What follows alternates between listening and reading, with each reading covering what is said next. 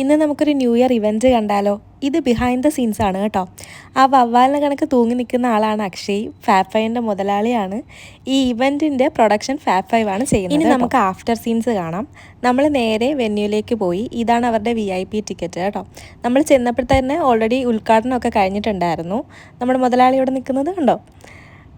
Fab five ഞാനത് എടുത്ത് കാണിക്കുന്ന മുതലാളിയോട് പറഞ്ഞതാണ്. ആൻഡ് ജോബ് കുര്യൻ ആയിരുന്നു ഫസ്റ്റ് പെർഫോം ചെയ്തിട്ടുണ്ടായിരുന്നത്. അടിപൊളി പെർഫോമൻസ് ആയിരുന്നു. കാരണം നമ്മുടെ ക്രൗഡും എല്ലാം നന്നായിട്ട് തന്നെ അത് എൻജോയ് ചെയ്യുന്നുണ്ടായിരുന്നു. മുതലാളി ഞാനും ഓഫ് കോഴ്സ് എൻജോയ് ചെയ്യുന്നുണ്ടായിരുന്നു. അതിനുശേഷം റേഡിയോ ലെഗ്സ് ആണ് പെർഫോം ചെയ്തിട്ടുണ്ടായിരുന്നത്.